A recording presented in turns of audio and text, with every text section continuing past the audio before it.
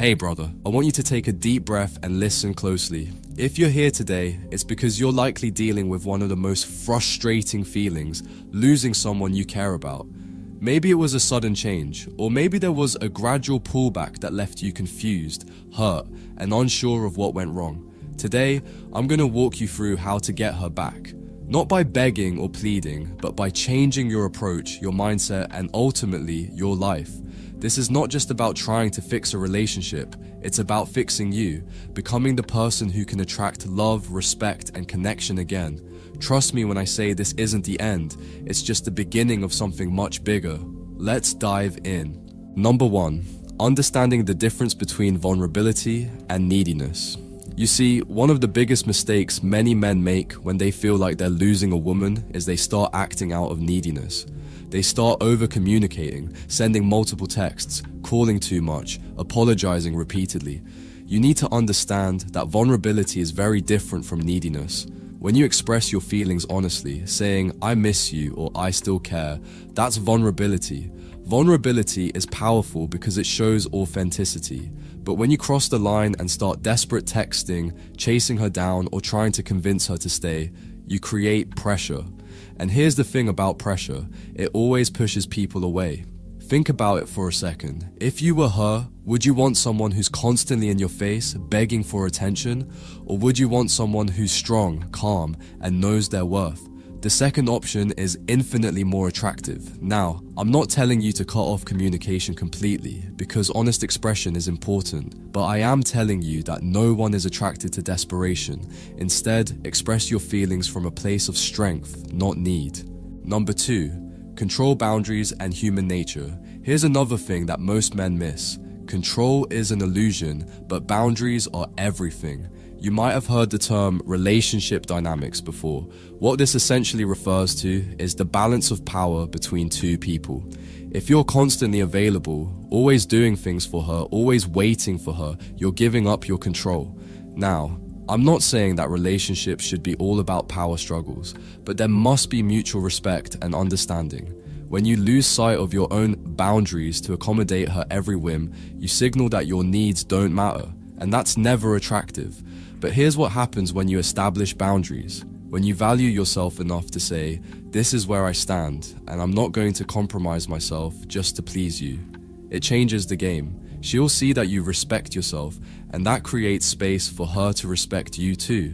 Boundaries don't mean being cold or distant. It means not allowing her or anyone else to treat you poorly, just like you wouldn't allow anyone to mistreat you in any other situation. Number 3, scarcity versus abundance mindset. You've probably heard the term scarcity mindset thrown around a lot, and let me tell you, it's the one killer of attraction. When you feel like you need her in your life, or that you can't live without her, you're operating from a place of scarcity. You're focusing on what you might lose, not on the possibilities ahead. Here's the mindset shift that you need to embrace. Abundance. This is the secret sauce that attracts women. An abundance mindset means knowing that you are valuable, that you are enough, and that if she walks away, you'll be fine. You're not chasing her because you need her. You're doing it because you want her in your life, and you believe that if it's meant to be, it will be. If you're always thinking about the worst case scenario, then that's what you'll get. But when you focus on all the potential options and opportunities you have, both with and without her, you send out a completely different energy. Trust me, it's not about being arrogant or selfish, it's about having self-respect. And guess what? Women love it when a man values himself above all else. Number 4, why obsessive thinking happens and how to stop. Okay, let's address something that's probably going through your mind right now. You can't stop thinking about her. It's like she's on a constant loop in your head. You're replaying every text, every conversation, wondering where things went wrong. But here's the thing. You're addicted to the idea of her, not the reality. When you get caught up in obsessive thinking, you're focusing on what you don't have instead of what you can build for yourself moving forward. Here's what I want you to do. Stop trying to figure out what happened and start thinking about what happens next. You need to break the cycle of overthinking. In fact, overthinking usually leads to more self-doubt and confusion, not clarity. Instead, redirect that mental energy to yourself. Focus on developing new habits, new passions, and new goals that have nothing to do with her. This is how you break free from the obsession. Number 5. Rebuilding yourself and regaining control. By now, I hope you're starting to see that getting her back doesn't start with her, it starts with you. You need to become the best version of yourself again. Focus on building yourself back up, mentally, physically, and emotionally. This isn't about becoming someone else or changing who you are. It's about returning to the strongest, most confident version of yourself that she first fell for. Hit the gym, focus on your career, take time to reconnect with friends, find hobbies or goals that excite you, and don't just let them be distractions, let them become part of who you are. When you do this, something powerful happens. You shift the dynamic. No longer are you the one chasing after her. You become the one who commands respect and admiration from everyone around you, including her.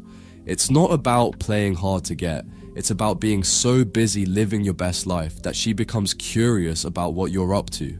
Let's wrap up.